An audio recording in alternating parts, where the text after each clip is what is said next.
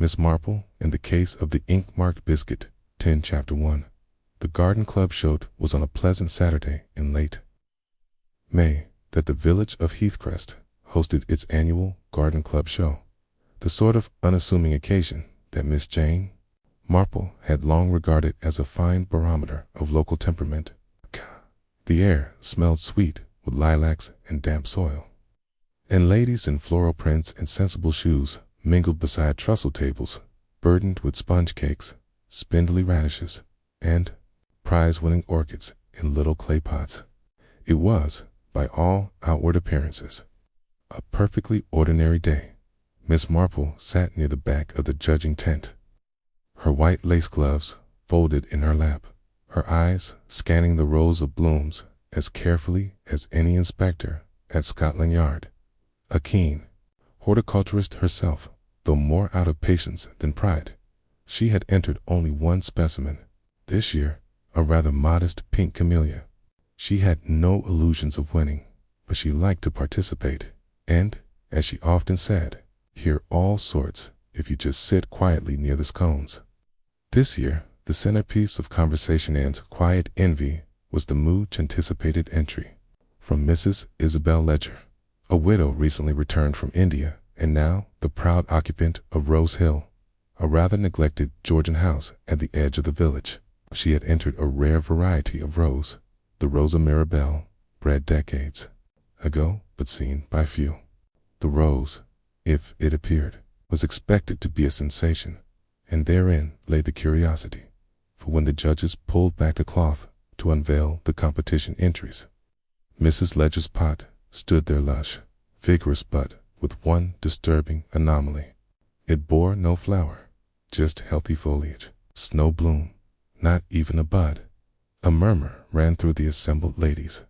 "That's odd," whispered Mrs. Hargreaves to her companion, bending slightly forward. She swore it would open just this morning. Marple tilted her head thoughtfully. She had noticed Mrs. Ledger arrived that day, wearing a look of unusually stiff composure. Her face powdered a little too thickly, her manner a shade too cheerful. There was something else too, something subtle. A red smear beneath her left sleeve cuff. Miss Marple had glimpsed it when the lady accepted a paper cup of elderflower cordial. The judges moved on, puzzled, and the crowd followed like a murmuring tide. Mrs. Ledger remained standing near her table, smiling benignly, but with the look of someone whose nerves were stretched like a taut thread. She did not notice Miss Marple observing her from under the brim of a pale blue hat. The excitement over the missing bloom soon gave way to other matters. The sponge cake from Mrs. Phelps had collapsed in the middle and was roundly judged to be undercooked. Young Tommy Withers was caught slipping a penny into the marrow contest entry of his older brother to sabotage the weight, and old Reverend Orville, having tasted 2 varieties of plum preserve, retired discreetly behind a privet hedge with a look of subtle panic on his face. Miss Marple made her quiet rounds, exchanging pleasantries, noting expressions, but her thoughts returned again and again to Mrs. Ledger, who now stood quite alone. Her entry left conspicuously unphotographed. The event reached its close with the awarding of ribbons, and Miss Marple's camellia received a modest but satisfying commended. It was, as the crowd was thinning, and the vicar's wife announced the raffle winners, that the commotion truly began. It was young Daisy Caldwell, sent by her mother to collect the empty cordial bottles behind the tent, who found the body.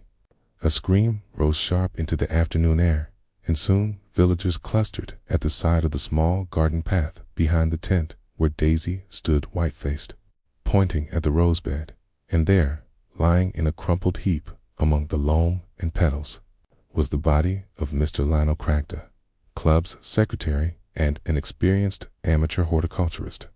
His head was twisted at a strange angle, his tweed jacket half covered in spilled compost. His face bore an expression of stunned surprise. Miss Marple did not rush forward as the others did. Instead, she stood quite still, her blue eyes narrowing ever so slightly, because she had seen something else beneath the roses. Just near the tips of Mr. Craig's outstretched fingers lay a broken stem, a rose stem, carefully pruned, and at its end, crushed and muddied, but still clinging to some faded beauty, was a single pale bloom, a mirabelle rose, unopened, no longer. Miss Marple sighed, almost inaudibly. "It seems," she said softly, "that the rose did bloom after all." And with that, the mystery began. Chapter 2. Whisperings in the Vicarage Lane. By the following morning, the village of Heathcrest was awash with speculation. In the church pews and at the butcher's counter, in whispered exchanges over garden gates and under the ostentatious ticking of the post office clock, the talk was of nothing but poor Mr. Craig and his inexplicable demise, dead before he hit the soil. "I say," murmured Mrs. Sanders with relish, her voice low but her eyes bright with excitement as she passed the jam jars to her neighbor. "I heard it was poison," countered old Mr. Tuckwell, though he had not left his cottage since February and had only the milkman for a source that Miss Marple had wisely refrained from offering any theory. She had attended church that morning as usual, her expression serene, her knitting in its bag by her side. But she had not failed to notice the vacant pew where Mrs. Isabel Ledger normally sat, nor the fact that Constable Barnes had spoken quietly to the vicar just before the final hymn. Nor, indeed, had she missed the very faint traces of what had looked like loam on the soles of Mrs. Delia Hargreaves' shoesod. Her garden was entirely paved over in her hydrangeas plastic. After service, a small crowd loitered near the lich gate, basking in the glow of juicy conjecture. Miss Marple, after nodding politely to Mrs. Phelps and avoiding the aggressive lemon drizzle being offered by Mrs. Withers, made her way down Vicarage Lane, where she knew Inspector Krell was likely to be gathering statements. The inspector was a lean man with a penchant for brevity, recently posted from the city and not yet softened to country peculiarities. He had once dismissed Miss Marple as that dear elderly lady with the teacups and murder on the brain, had, accordingly, misjudged her from the start. He stood now in the modest drawing-room of Rose Hill, notebook in hand, while Mrs. Ledger, looking markedly more composed than she had at the garden, shore recounted her version of the previous day's events. "I only saw Lionel briefly," she said, her voice clipped, almost rehearsed. "We exchanged pleasantries near the exhibit tent. He asked after the Mirabelle. Of course, he was always very interested in it. Obsessed, one might even say." Miss Marple, who had been invited to observe by way of nothing more than quietly arriving at the right moment, sat unobtrusively in a corner, her eyes focused on a loose thread at the edge of her cuff. "Obsessed? In what way, Mrs. Ledger?" asked Krell without looking up. "Well, he was quite adamant that the rose was mislabeled. He believed it to be a common hybrid. It wasn't, of course." She offered a thin smile. "The Mirabelle was bred by my late husband and is unique to our family." Lionel's insinuations were vexing. Krell made a note, then glanced toward Miss Marple, who merely smiled serenely, as if thinking of marmalade. "Did you speak to him again later?" "No," Mrs. Ledger said too quickly. "That is no. I left shortly after the judging. I was feeling unwell." Inspector Krell raised a brow, but pressed no further. "Very well. We'll send for you if we need anything else." Miss Marple rose, adjusting her handbag. "Such a pity," she said softly, "about the bloom." Mrs. Ledger's eyes flicked to her just briefly, just a trace of something behind the smile. Alarm, sentiment, fear. Outside, the hedgerows rustled faintly in the wind as they made their way back toward the green. Krell sighed. "A gardening squabble gone sour," he muttered. "Jealousy over a rose and a bit of old rivalry." "You believe Mr. Craig died over horticulture, then?" asked Miss Marple mildly. The inspector shrugged. "There's a bruise on the side of the neck, consistent with the blow. No signs of robbery. The autopsy will clarify. For now, the rest is gossip. Ah, said Miss Marple. But one learns a great deal from gossip, provided one knows how to listen. She paused at the corner of the lane, eyes resting on the far side of the green where Mr. Craig's cottage sat neat, pale-bricked, with an empty birdcage visible in the front window. A little wooden plaque beside the door read Avon Cottage in faded paint. You know, she said, almost to herself, Mr. Craig kept a diary. Crail turned. And how would you know that, Miss Marple? She smiled, polite and unreadable, because he bought the same one every year from Mrs. Grover's stationer. Brown leather, unlined, with gilt edges. I happened to be there on Tuesday when he ordered it. Crail looked at her for a long moment. If you weren't a church-going woman, he muttered, I'd suspect you of premonitions. Miss Marple's eyes twinkled. I assure you, Inspector, it's never premonition, only observation. As she turned back toward the high street, she passed by the bench where young Daisy Caldwell sat, swinging her feet and clutching a dog-eared magazine. Miss Marple gave her a gentle nod. Did you sleep all right there? Daisy shook her head. Mom says I was dreaming loud, said I kept saying something about feathers. Feathers, Miss Marple echoed softly. Yes, like a bird's, but I don't remember. Miss Marple gave her a kindly smile and pressed a soft peppermint into her hand. That's quite all right, she said gently. Sometimes what we dream tells us more than what we think we saw. And with that, she walked on, the quiet click of her shoes carrying her back to her cottage, her mind already arranging the puzzle pieces, for there were pieces, certainly. Crushed rose, a vanished bloom, child's half-forgotten dream of feathers, and something very wrong indeed about a murder committed in the middle of a flower show. Chapter 3. The Village Has Its Theories. By Tuesday afternoon, the death of Mr. Lionel Craig had bloomed into full and vigorous speculation across every tea table and grocer's queue in Heathcrest, while the police waited for the post-mortem and made their slow inquiries. The villagers wasted no time in reaching conclusions of their own, each one more dramatic and implausible than the last dot at the Bluebell Bakery.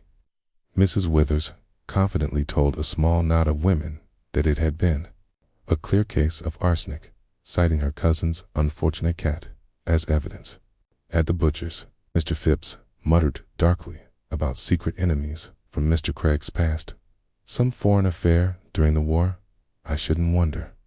Even the schoolmistress, Miss Edwina Wills, normally the soul of discretion, opined that the way Craig had argued with Mrs. Ledger last year over the pruning of the community rhododendrons might well have planted the seed of violence. Meanwhile, Miss Marple sat placidly at her front window, a cup of perfectly steeped Darjeeling before her, observing the comings and goings in the lane with unassuming precision. She had lived in St. Mary Mead long enough to know that crimes real. Crimes did not spring from nowhere. They were the tangled culmination of years, of slights remembered, ambitions thwarted, and secrets too long buried beneath polite conversation. She was knitting, of course, always knitting. A soft gray shawl was growing on her needles as she looked up and saw a figure walking briskly toward her cottage gate. It was young Sergeant Barnes, red-cheeked and fresh-faced, with the manner of someone who had not yet decided whether Miss Marple was an ally or a gentle hindrance to official business.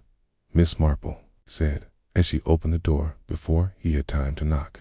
Inspector Crail asked me to inform you that the post-mortem came back. Oh, she tilted her head slightly. Now what did they find?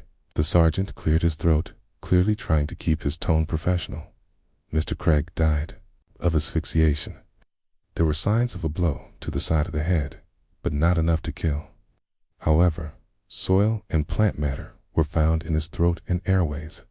Miss Marple blinked. He choked. It would seem he was pushed or forced, face down into the flower bed where he was found. He suffocated. Very unpleasant, Miss Marple murmured. And quite personal, wouldn't you say? Sergeant Barnes paused. I hadn't thought of it that way. I imagine not. It's the sort of thing one sees in passion crimes or crimes where anger outweighs planning.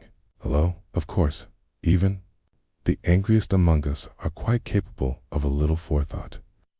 She smiled kindly, and Barnes, unsure whether he'd been complimented or subtly corrected, gave a quick nod and left Miss Marple sat back down in her chair, the shawl growing under her fingers once more. Soil, a bed of roses, a rose that had not bloomed across the street. She saw Mrs. Delia Hargreaves standing stiffly by her dustbins, glancing up and down the road. After a moment, the woman appeared to make up her mind and crossed to Miss Marple's gate. I thought I might have a word, Miss Marple, she said, her voice brisk but uncertain. Only, it's such a terrible thing, and I suppose people talk to you. Miss Marple gestured her inside and offered her a seat, along with tea and a slice of seed cake. Once settled, Mrs. Hargreaves leaned forward, voice lowered. Didn't like Mr. Craig, she said flatly. But I didn't wish him dead. Few of us wish quite that, Miss Marple agreed gently. What was it that turned you against him? Delia looked at her teacup. He was always prying about the past, especially mine. Miss Marple's fingers paused on her knitting. You knew him long ago? Before he moved to Heathcrest? Yes, we met in London, years ago. He was persistent. We went walking twice. Then I ended it. Nothing scandalous. But after he came here, he began needling me again, as if I owed him something. Well, he meant to expose something. It unnerved me. Miss Marple nodded slowly. Did he ever mention a diary to you? A diary? No, but he was always writing things down. Observations, mostly. He fancied himself a bit of a chronicler of human weakness. I think. Anyone else know of your prior acquaintance? Mrs. Hargreaves hesitated. I don't believe so. It wasn't public. My husband didn't know. And Mr. Craig never spoke of it. Tonally implied things, now and then. Hints. Nothing I could call out. Miss Marple poured more tea and patted Delia's hand. People like Mr. Craig often find satisfaction in quiet power over others. And sometimes they find it profitable. Delia's eyes widened. You think he was blackmailing someone? I think it's very possible. A man with too much knowledge and too little kindness can make many enemies. Mrs. Hargreaves stood, visibly relieved. Thank you, Miss Marple. Just needed to say it out loud. As she left, Miss Marple sat back, the shawl now resting in her lap. Soil, suffocation, secrets, and somewhere, diary full of the thoughts of a man who liked to pry outside. The birds chirped in the hedges. And far off in the high street, a bell rang faintly. Something else had just begun. Chapter 4. Shadows in the ledger be the time. Wednesday morning dawned in Heathcrest. The village had developed a confident, if contradictory, consensus. Lionel Craig had been silenced because he knew too much. What exactly he had known remained a matter of spirited debate, ranging from unpaid debts to affairs of the heart and, in one outlandish suggestion from the vicar's housekeeper, espionage. Miss Marple, meanwhile, had taken a quiet stroll to the post office and passed through the churchyard on her return. It was not her usual route, but her gaze had fallen upon the mossy low wall near the ledger stone of the Hargreaves family, and something in her expression darkened if only for a moment. She paused there, resting her fingers lightly on the cold stone, before turning toward the house where Lionel Craig had lived, Ivy Cottage. It was hardly a cottage in the romantic sense, more a dour, square construction built of grey stone, with windows too small for a curiosity, but large enough for gossip.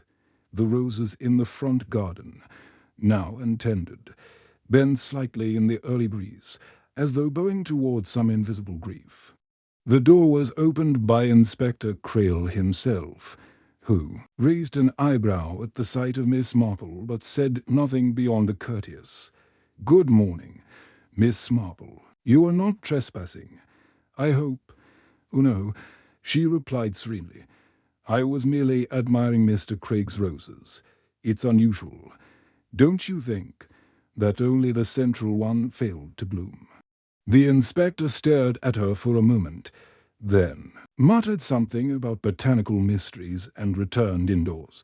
But Miss Marple, with her delicate umbrella tapping softly on the gravel, was already glancing to the side path that led to the back of the house. No one stopped her as she made her way there, and no one saw her peer over the low hedge into the rear garden. It was a dull, rectangular patch with a single tree, a sagging clothesline, and a bench from which one might watch the world over. Neighbours, and just beyond the hedge was the home of Mr. Harold Ledger and his wife, Margaret.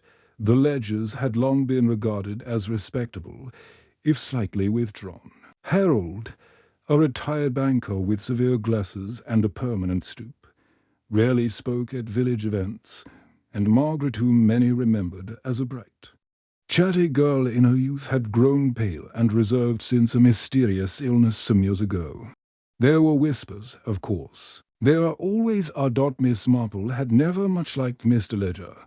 He reminded her of a solicitor's assistant she had once known who could smile while delivering ruin, cold, crisp, and always slightly damp.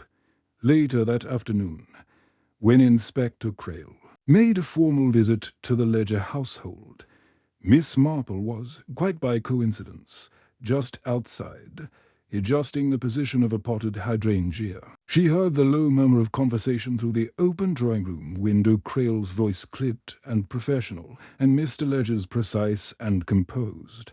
Mrs. Ledger said nothing. After Crail left, Miss Marple paid a spontaneous visit to Margaret, bringing with her a jar of preserved gooseberries and a pair of soft wool gloves she had meant to gift her for some time. Margaret Ledger greeted her with a polite, thin smile. "You always come when one needs company most," she said, motioning Miss Marple into the sitting room. "Harold's gone to the library. He's not fond of chatter, I recall," Miss Marple said gently, settling into a faded armchair. "I also recall you once gave me a cutting from your rose bush. It bloomed beautifully." Margaret blinked, then looked away. "I've always loved roses, though Harold says they're frivolous. Mr. Craig seemed fond of them too," Miss Marple added casually, watching Margaret's reaction. "Though his rose bed was quite peculiar, so ordered, as if each plant had its place and no other." Margaret folded her hands in her lap. "He was particular about many things. Particular about you, perhaps." There was a sharp intake of breath. Miss Marple's tone remained gentle. "I only mean that he seemed attentive, and not always in a way a woman might find welcome." Margaret gave a hollow laugh. "Lionel, Craig had a gift for uncovering things, old letters, old photographs, even older stories. He once showed me a picture from my school days, one I thought long gone. He said he collected such things, that he found meaning in what others discarded." Miss Marple said nothing for a moment. Then, "Did he ever threaten you, my dear?" Margaret didn't answer directly. Instead, she looked down at her hands, fingers pale and tense. "He kept records, Miss Marple. Diaries, observations. He called them his truths. Do you know where he kept them? In his bureau, I think, but Harold forbade me from ever going near his study." Miss Marple raised an eyebrow. "That seems rather firm." Margaret gave a bitter smile. "Harold is always firm. But Lionel, he was curious. Too curious. He came to tea 3 weeks ago, uninvited. Asked me questions about things from long ago." Miss Marple sipped her tea. "And were they questions worth killing over?" There was a silence between them. Then Margaret spoke softly. "If you knew what I knew, perhaps." Miss Marple did not press her. The moment had passed, and Margaret was once more the composed wife of a respectable man. But as she walked back down the lane, Miss Marple allowed herself a small frown. There were secrets in the Ledger House, secrets buried deeper than any diary, and someone, she thought, had been afraid they were about to bloom. Chapter 5. The Watchful Window. The following day dawned gray and damp, casting a misty hush over Heathcrest. The kind of weather, as Reverend Phelps was fond of remarking, that made secrets harder to see and easier to speak. The village, still stirred by Lionel Craig's death, was now festering with whispered accusations and half-formed theories. One moment, the milkman was suspected. The next, Mrs. Everleigh from the bakery, merely because she had once served Mr. Craig a stale scone. But Miss Marple, who had seen the folly of hasty conclusions in more cases than most, remained calmly observant. By mid-morning, Inspector Crail was seen making his second visit to Ivy Cottage, his tall figure silhouetted against the blurred glass of the study window. The townsfolk assumed he was hunting for murder weapons or fingerprints. Miss Marple, however, suspected he was failing to notice something far more important, something not quite as tangible. She spent part of her morning with Reverend Phelps's wife, knitting quietly in the vicarage parlor as the good lady recounted village news with her usual blend of breathless sincerity and unrelenting detail. "I still say it was suicide," Mrs. Phelps insisted as she sorted through a tin of embroidery threads. "You know, Lionel always had a melancholic air about him. He was the sort to brood." Miss Marple's needles clicked gently. "Indeed, I find most brooding men are far too proud to die in their dressing gowns." Mrs. Phelps looked up sharply. "Oh, he was wearing it when they found him," Miss Marple said serenely. "I heard from young Thomas Ellery, who helped Dr. Croft carry the body. Lionel Craig was discovered by the fireplace, slippers and all." "Well," Mrs. Phelps huffed, "that still doesn't mean he was murdered." "No," Miss Marple agreed, "but it does suggest he wasn't expecting company." Mrs. Phelps opened her mouth, then closed it again. Later that afternoon, Miss Marple took a brief walk toward Ivy Cottage. She wasn't the only one curious that Dame Mrs. Venting, the baker's cousin from Little Whitmere, made the detour on her way to buy lavender soap from the apothecary, or so she claimed. But, unlike the idly curious, Miss Marple stopped not at the cottage, but at the home directly opposite, the neatly kept bungalow of Miss Gwen Eltridge. Gwen Eltridge was Heathcrest's self-proclaimed chronicler. A spinster of the precise and practical type, she maintained a running catalogue of who came and went in the village. She wasn't malicious, merely observant, though her attention to detail bordered on obsessive. "Miss Marple," she exclaimed, as she opened the door, "do come in, my kettle's just boiled. I saw you admiring my fuchsias." Miss Marple smiled sweetly. "Hey, they are quite enviable, Gwen, but I must admit I had another thought. I wondered, had you happened to look out your window the evening poor Mr. Craig died?" Miss Eltridge's eyes lit up. "Oh yes, you know I always close my curtains at 10 sharp. Just before that, I was setting down my teacup when I noticed someone going into Ivy Cottage." "Really?" Miss Marple's interest sharpened. "Do tell me." "Well, I didn't see their face clearly," Gwen said, disappointment lacing her tone. "It was a man, thoughtful-ish, stooped a little, wearing a long coat, came from the direction of the high street and went up to Mr. Craig's gate. I only saw him because he hesitated before knocking. Then he let himself in." Miss Marple frowned. "Let himself in, without Lionel opening the door?" "Yes, that's what struck me. He didn't knock at all. Come to think of it, he just opened the gate and walked in, like he had every right."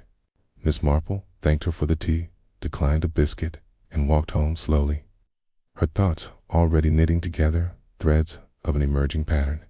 If Gwen Eltridge was frightened, Miss Marple often trusted her memory more than she did the police's observations. Then someone had entered Ivy Cottage unannounced shortly before Craig's death, and they had not left by the front path. or surely Gwen would have seen them back in her parlor. Miss Marple made a small note in her gardening calendar, not of bulbs or compost, okay, but of the curious matter of the unlocked gate and the unbloomed rose. She believed in writing things down. That evening, just as dusk settled across Heathcrest, a commotion erupted near the general store. Margaret Ledger had fainted in the street. She had been walking alone, unusual in itself, and, according to 2 eyewitnesses, had seemed disoriented and pale even before she collapsed. Dr. Croft saw to her immediately, and soon she was back, home, resting in her drawing room. The incident seemed unconnected to the Craig case, just a delicate woman under stress. But Miss Marple knew better. The rose hadn't bloomed. A man had entered unbidden, and now a woman on the edge had nearly fallen. It wasn't chance. It was pressure, visible, mounting pressure, and it always meant something was about to break. Chapter 6. The Secrets of Ivy Cottage. By the next morning, Heathcrest had done what all English villages do when shaken by death. It wrapped itself tighter in routine. The post arrived with exactitude. The baker sold out of currant buns before noon, and the church bells chimed their regular 3/4 late. But beneath the village's rhythmic hum, something discordant lingered unease. Like a teacup leapt out with a crack too fine to notice until it leaked. Miss Marple, as ever, moved about quietly. She took no delight in scandal and never stooped to gossip, but she knew the value of a well-placed question asked during a casual visit. That morning, she decided to call upon Margaret Ledger. Under the pretense of bringing a small tin of lemon barley water and a few violets from the garden. The Ledger's house was shuttered but not closed to visitors. Margaret, now recovered from her fainting episode, received Miss Marple in the parlor with gratitude. She looked wan but composed, a lace shawl gathered tightly around her shoulders. Though the morning was already warm, I've always found violets to be rather brave flowers, Miss Marple said, placing the tin on the sideboard. Delicate, yet they bloom even when the soil is reluctant. Margaret offered a thin smile. They were my mother's favorite. Ah, a woman of quiet taste, I'm sure, Miss Marple replied gently. I do hope you're feeling better. A fainting spell can often be more shock than anything. Okay. Margaret hesitated before answering. Yes, I suppose it was. Okay. I hadn't eaten, and I've been dreadfully anxious since Mr. Craig. Okay. Miss Marple gave a slight nod, then let silence bloom between them. It was a technique she had learned over years of village conversationally space, and truth, like water, would seek it out. And it did. He wasn't a kind man, Margaret said quietly. Not to me, not to anyone, really. But I never wished him dead. No, said Miss Marple, stirring her tea. But sometimes one doesn't have to wish such things. Okay, they find their own way. Margaret blinked at her. Do you think he was murdered? I think, Miss Marple said, eyes twinkling behind her spectacles. Dead?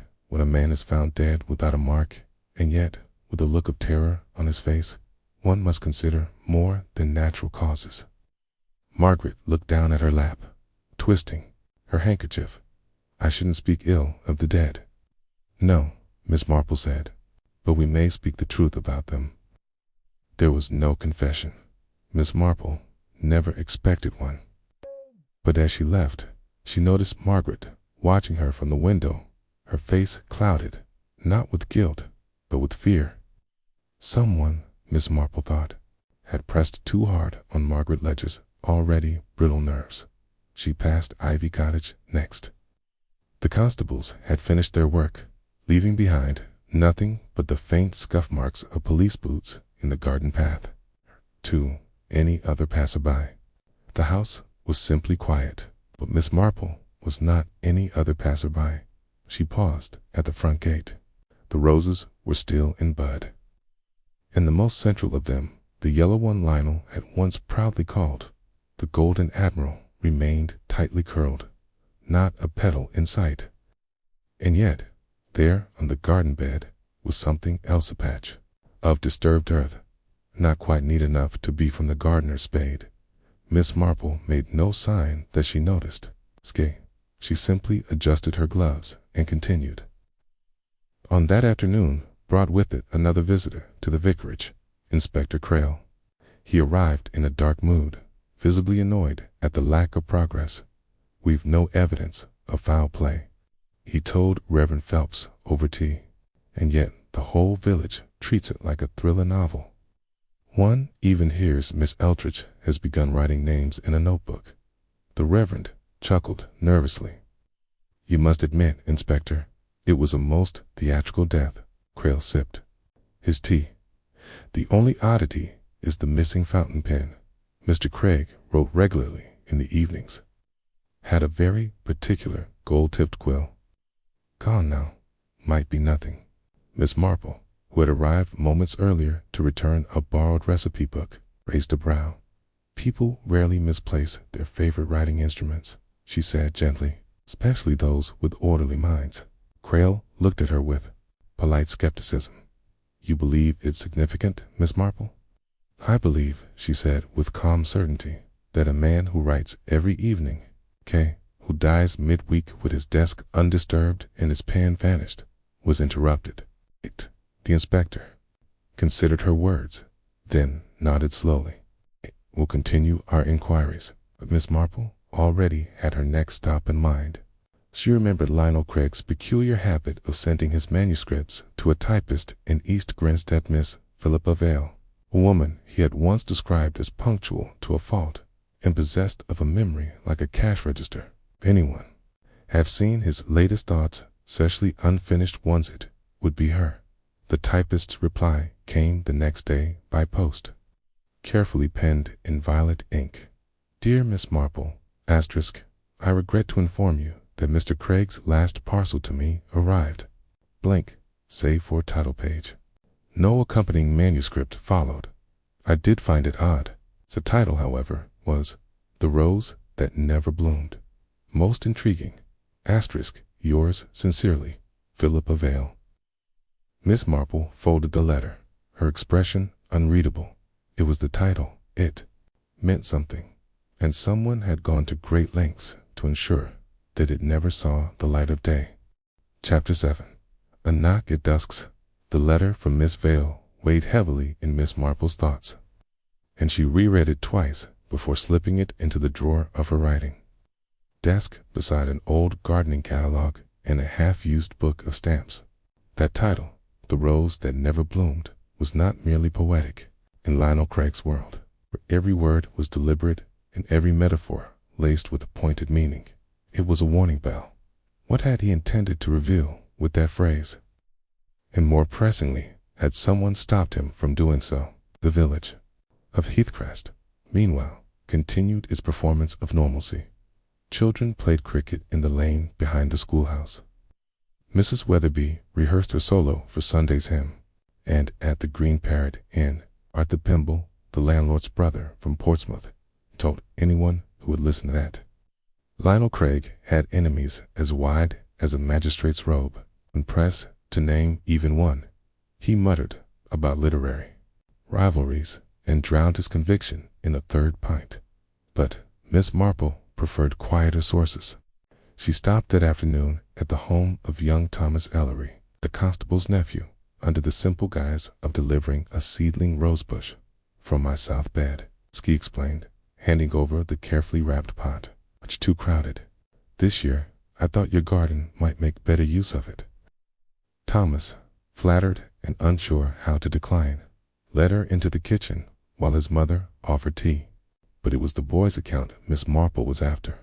"You were the first to reach the cottage that morning, weren't you?" she asked gently. Thomas nodded, eyes bright behind wire-rimmed spectacles. "I was with Dr. Croft. He'd been fetched by Mr. Pembroke. Mr. Craig wasn't answering his bell." "And when you entered the room?" Miss Marple asked. "What did you notice first?" Thomas hesitated. He looked startled. It's like someone who'd seen something awful. His tea was still hot, but the fire had gone down. "Anything out of place?" Well, Thomas glanced at his mother and then lowered his voice. There was a smell, just faint like bitter almonds. I didn't mention it. Thought maybe I imagined it. Miss Marple's eyes narrowed a fraction. Bitter almonds, a scent long associated with the most dreadful possibility. Thank you, Thomas. Your nose is sharper than mine, she said with a smile, but her mind had already shifted to the implications. Cyanide had a way of masking itself if administered cleverly. Poisoned teacup, perhaps. But the police had found nothing in the study, or had they overlooked it? That evening, dusk settled early behind the hedgerows, wrapping Heathcrest in a still lavender glow. Miss Marple sat quietly at her window with her knitting. Watching the street outside Ivy Cottage, the house stood lonely and mute, its curtains drawn tightly shut since the coroner's examination. Yet there were signs someone had been inside. Recently, the faintest glint of light, just a flicker, had shone through the upper window the night before. And more than once, a neighbor had remarked that the gate, though locked in the morning, had been seen ajar by late afternoon at 7:30. A figure appeared then, dressed in a dark overcoat despite the summer warmth, to cross the street with quick, hesitant steps and let themselves into Ivy Cottage, using a key. Miss Marple rose silently and fetched her shawl. By the time she reached the gate, the door had already shut behind the visitor. She did not try to follow. Instead, she walked along the side of the cottage, to the garden at the rear where Lionel Craig's famed roses clung to the edge of bloom. She crouched beside the patch of disturbed soil she noticed earlier. Her gloved fingers gently swept across the surface. Small, hard object resisted the movement, a stub of a pen. Buried. Gold tipped. She slipped it into her pocket. As she stood, the back door creaked open, and a familiar voice froze her.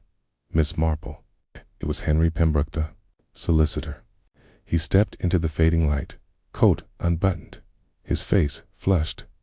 I didn't expect anyone, he said, awkwardly. I'm just retrieving some legal documents. Lionel's will, you understand? Oh yes, Miss Marple said kindly. One must always keep one's affairs in order. So easily lost in times of grief. He offered a tight smile and reached for the door again. Shall I walk you home? No need, she said. I know the way, and I suspect you have more work ahead of you. They parted on civil terms, but Miss Marple's thoughts were already racing. What solicitor retrieved documents under cloak of dusk, and why had he not mentioned the pen? The next morning, news spread that the preliminary coroner's report had found no sign of poison. Dr. Croft had concluded heart failure, pending further toxicology. The village seemed content to let the matter slide into unfortunate tragedy, but Miss Marple knew two things with certainty. Someone had reason to silence Lionel Craig, and someone had entered that house with a key. Her next steps would not be taken lightly, because if the rose never bloomed, it was because someone had clipped the stem before it could. Chapter 8. Whispers Behind the Hedge. The following day dawned misty, the sort of Heathcrest morning that seemed to hush even the birds, though outwardly returned to its usual tempo, was still very much in the grip of curiosity and conjecture. Lionel Craig's death had become something more than just a local tragedy, had become the subject, woven into every conversation between hairpin sales and rhubarb tarts. Miss Marple, however, was not indulging in speculation. She was making a list at her small writing desk beside a modest silver vase of sweet peas. She reviewed her notes with careful precision. Title page, The Rose That Never Bloomed. Only sent, not followed by manuscript. Fountain pen, found. Buried in garden, deliberately hidden. Bitter almond smell, faint, but noted by Thomas Ellery. Evening visitor, Mr. Pembroke, claims to be retrieving will. Odd timing, Craig's key, who has copies. She tapped the pencil against the edge of the desk, her lips pressed tight in thought. Adenia, she folded the page in two and tucked it beneath her blotter. There were still too many shadows in the matter. Later, that afternoon, she walked to the churchyard, where she knew she'd find the person she sought, Miss Eldridge, the village's reigning chronicler of gossip disguised as concern.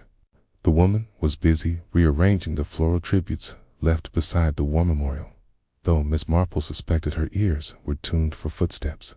"Oh, Miss Marple," she called before Miss Marple had even reached the gate. "I thought it might be you. Do come and look at what poor Elsie Bramley left plastic lilies." "Plastic? Can you imagine?" "Very patriotic of her," Miss Marple murmured diplomatically. Miss Eldridge smiled, then leaned closer. "I hear the coroner says natural causes." Dr. Croft never looked quite convinced, did he? "And now there's talk Mr. Craig's will has gone missing entirely." Miss Marple raised a brow. "Oh, I was under the impression Mr. Pembroke retrieved it." Miss Eldridge's smile faltered. "So he says. But then he had his own reasons, didn't he? That falling out over the land dispute 2 summers ago, Lionel threatened to remove him from the will entirely. Now, that was interesting. Not the gossip itself. Miss Marple never trusted hearsay, but the detail. Pembroke himself had not mentioned any quarrel. "I suppose," she said gently, "you know everyone who had keys to Ivy Cottage." "Oh heavens, not everyone, Miss," Eldridge said, delighted, "but certainly the essentials. Mr. Pembroke, of course, and Mrs. Finch, the cleaning lady, and well, there's poor Margaret Ledger. Lionel gave her one just after Christmas." Miss Marple tucked that away. 3 keys, 3 personalities, and 3 entirely different motives. One looked close enough, but the most intriguing was Mrs. Finch. She found the housekeeper that evening in her modest home at the edge of the village, tidy dwelling with lace curtains and a cat named Rupert. Mrs. Finch was surprised to see her. "Miss Marple, come in, come in. I wasn't expecting anyone. I only came for a brief word," Miss Marple said, settling herself in a stiff chair by the fireplace. "I imagine this past week has been difficult." "It has," said Mrs. Finch, rubbing her hands against her apron. "You get used to a routine, you know. Mondays, I'd polish the brass handles on his writing desk. Tuesdays, change the linens. He liked things precise." "Did he ever seem afraid of something?" Miss Marple asked lightly. Mrs. Finch looked up sharply. "Afraid? Yes. Jumpy, distracted, worried someone might come by uninvited." The woman hesitated. "Now you mention it. Yes, a few weeks ago, he'd stopped by the window more than usual, drew the curtains earlier. Told me not to let the postman bring anything in directly. Very particular. Did you ever see him write?" "Oh, always. Every afternoon, like clockwork. That little gold pen of his said it had been a gift from a publisher in New York." Miss Marple nodded. "And you had a key to the cottage?" Mrs. Finch looked embarrassed. "I did. Still do. Though I haven't touched it since the police said we shouldn't." "Why?" "It's checking my memory," Miss Marple said, rising. So easy to misplace such details. But Mrs. Finch's reaction told her something else entirely. The woman hadn't entered since the death. Yet someone had damned with knowledge of what might be found inside, back in her cottage. Miss Marple brewed her evening tea and sat quietly with her notes once more. She now saw the edges of something forming, not quite the picture, or perhaps its frame. Someone had feared Lionel Craig's last manuscript, that much was clear. Story titled after his famously dormant rose was no coincidence. The pen hidden. The typescript never delivered. The faint whiff of poison, the tremble of an interrupted routine. It all pointed to something calculated, not spontaneous. The killer, Miss Marple was beginning to see, had gambled on a quiet death one that would slip away beneath heart murmurs and village routine. But something had gone wrong. Someone had missed a detail, and Miss Marple, with the patience of a gardener waiting for spring, was ready to dig deeper. Chapter 9. The manuscript that vanished the village of Heathcrest had, for all its warmth and charm, never taken kindly to mysteries lingering past their natural land. With the inquest ruling Lionel Craig's death as heart failure and the coroner's report closing the matter officially, most of the townsfolk began, consciously or not, to wield the story into memory. But for Miss Marple, the matter had only just begun to crystallize. 2 days after her visit to Mrs. Finch, she received a short, discreet note via the post. The envelope was unmarked, and the note unsigned. The rose was only the beginning. The rest lies in the study drawer. It hasn't already been removed. No date, no name. Only that simple, cryptic message, folded twice and slipped into the postbox on Church Lane, according to the stamp. It was a foolish thing to do, sending something so suspicious so obviously. But Miss Marple had long since learned that guilt and desperation seldom walked hand in hand with prudence. She reread the note, then took up her straw hat and walked to Ivy Cottage. The police had officially handed the property back into the care of Mr. Pembroke, the solicitor. Miss Marple suspected that if she were to wait for formal permission to enter, the opportunity would disappear altogether. But she had a plan far subtler in mind. Mrs. Finch was inside when she knocked, polishing the stair rails. "Miss Marple, I thought you'd be enjoying your garden this lovely morning." "I was." She smiled sweetly. "But the bees weren't behaving, and I thought perhaps I could be of help here. Sometimes it's good to be around a house that remembers things." Mrs. Finch looked surprised, but not resistant. "Well, there's dust in the study, and I've not had the courage to step in properly since, Say no more. I'll manage."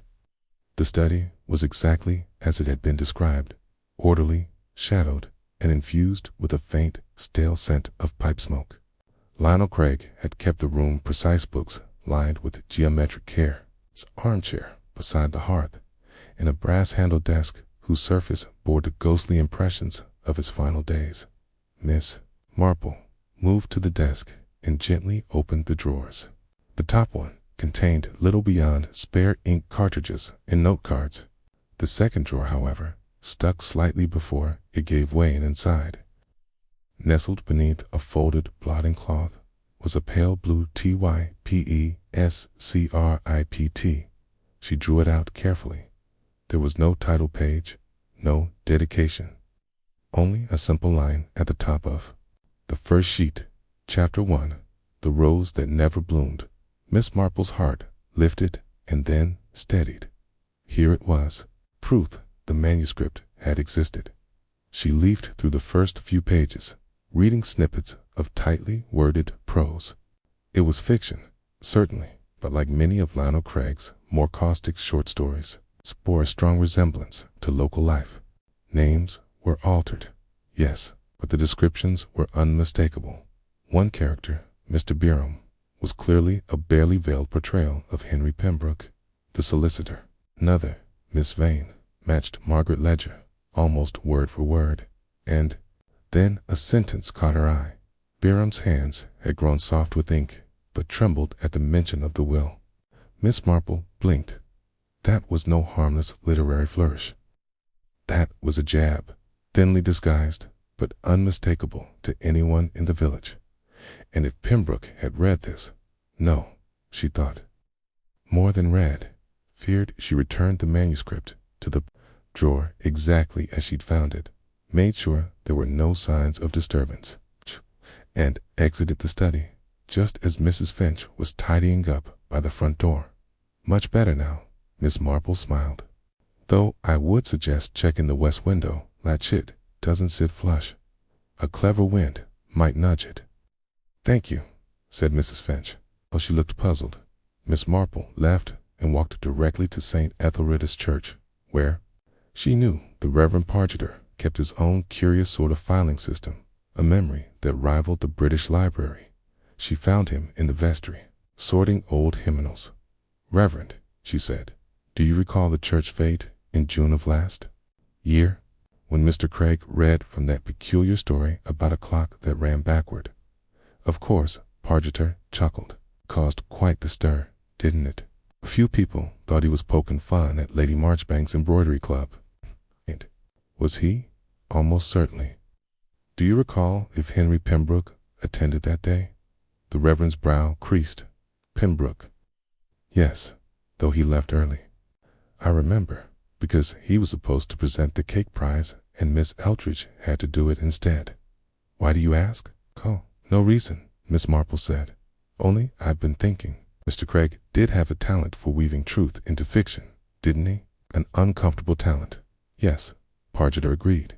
"He saw people too clearly, I suspect. And some people dislike mirrors." Outside, the church bells tolled noon, and Miss Marple began the walk home with a sharpened sense of direction. The manuscript existed, and, more importantly, it endangered someone's image. A person like Lionel Cracklever, spiteful and fond of symbolic revenge, would not kill, but he might ruin. And someone, somewhere, could not afford to be ruined. They had killed him for a story. The question was, would they kill again to keep the story from being read? Miss Marple, beneath the pleasant sway of the honeysuckle on her gate, very quietly locked her front door behind her. Chapter 10. Miss Marple's Gentle Deconstruction. The final act in Heathcrest unfolded under a sky smeared with late summer sunset, golden above, turning bruised towards night. The village, exhausted by rumors and half-truths, seemed to hold its breath for the conclusion, whatever shape it would take. In the vicarage parlor, Miss Marple sat facing Inspector Crail and Reverend Pargeter. Her knitting rested in her lap. The detective, having followed up her discoveries in the past days, now awaited her lead, though. Behind his polite expression, Crail showed traces of skepticism, worn down by the persistent uncertainty the case presented. "I'm grateful for your patience, Inspector," Miss Marple began quietly. "I know this case has not been easy, but it always struck me that this was less a matter for the coroner and more a matter for forgiveness and reckoning." Crail inclined his head. "I hope you have something definitive." "I hope too," she replied. "May I?" From her purse, she produced the manuscript pages she and the inspector had examined at Ivy Cottage. She smoothed them onto the low table. "These belong to Mr. Craig." "Yes?" she asked, looking first at Crail, then at Pargeter. Crail nodded. "Yes. There was no record of their being published. They were to be held by Lionel until completion." Miss Marple lifted a page. He wrote a thinly veiled drama. Byram, of course, representing Henry Pembroke. His elegantly described hands, soft with ink, but trembling at the mention of the will. Unkind, but fairly obvious. Pargeter's eyebrows lifted. A cutting remark, to be sure. Miss Marple focused on Crail. "Do you know who discovered the missing will?" Crail hesitated. "It was reported by Mr. Pembroke himself. He claimed to have taken it for safekeeping." "In the pen?" Miss Marple asked. "The gold-tipped fountain pen. Did you not find it in the garden?" Crail shifted. "We found it this morning." Miss Marple smiled. "Exactly, Kay, and I believe it belonged to the person most threatened by what Lionel had uncovered." Pembroke had been unaware of her presence during her evening observation at Ivy Cottage. He had taken return of the will quietly at dusk, hiding his purpose behind legal duties. Miss Marple rose. What Lionel did not realize, dear Inspector, was that he carried far deeper knowledge, not only of Mr. Pembroke, but of another. Crail frowned. "Another?" Miss Marple nodded. "Margaret Ledger." Crail and Pargeter exchanged looks, but Miss Marple held their attention with a calm determination. Remember Mrs. Hargreaves's comment that Mr. Craig had come uninvited to Margaret's home and asked questions. Margaret fainted later. Gwen Eltridge's witness to an unidentified visitor. The missing fountain pen. The abrupt withdrawal of Margaret as a regular visitor to Ivy Cottage. The missing pages from the manuscript. What if they concerned her? Both men were now fully alert. Margaret Ledger's role, until now held in reserve by Miss Marple's considerate silence, was becoming central. She continued, one evening. A passage from the story, read aloud to Mr. Pembroke, caused him to close it and return it. But what if Margaret had read the missing fragments? Not Pembroke. What if Lionel wrote deeper truths, perhaps, about a hidden love, a secret child? Some wrong to Margaret that would have fractured her peaceful reputation. Crail leaned forward. That could explain her fainting. In the rose patch, Miss Marple added, disturbed not by police, but earlier, likely by Margaret looking for missing manuscript pages, or the pen, or evidence she'd wish to destroy before it came to light. She paused, letting the implications register. Margaret Ledger, who sat quietly in her chair by the window, standing as though caught between relief and dread, cleared her throat. "It's true," she said, in a small voice. "I did visit the cottage after Lionel's death, not to kill, but to look." Crail looked torn, but Miss Marple nodded. "It was on Gwen Eltridge's testimony that I first thought it prudent to recover what I could."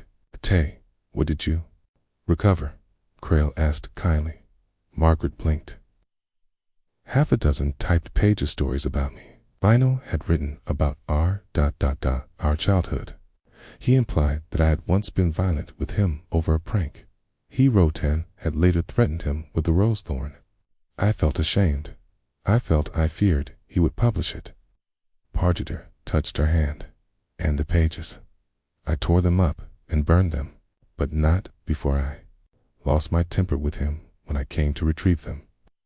I didn't kill him, I swear. I only wanted to keep my past private." Miss Marple spoke quietly. "Your vanity and fear, not guilt, drove you." But the harsh blow to the neck delivered by a gloved hand could be the first fatal act. Margaret sagged. "I didn't know where he was. I heard him disappear downstairs. He said something to me, then I followed. I struck him once." Crail sat back, processing massively conflicting information. Margaret's tears began. "I didn't mean to kill. I meant to protect." Miss Marple rose and extended her hand. "And so he protected your secret, Lionel Craig, and you, unintentionally, sealed your own fate." Inspector Crail nodded, slowly rising. "There's enough here. Not just to charge, but to make sense," he said. "Especially with the soil, the rose bed, the blown gate. The pen link shows she accessed the study with motive and premeditation." He looked at Margaret, who broke into uncontrolled sobbing. Miss Marple, gathering her purse, said softly, "Sometimes a heart breaks not from hatred, but from the fear of being seen too fully. And when one lives among roses, one forgets their thorns." Epilogue. The village, restored several weeks later. Heathcrest was itself again, somewhat more tentative, and perhaps more watchful of what lies beneath petals. Margaret Ledger's trial, mercifully brief, acknowledged the grave nature of her act, the lack of premeditation, and her emotional fragility. She received a prison sentence, suspended, and a period of community service under the watch of the vicar, and, even then, her place in the village, though marked, was neither cast out nor forgotten.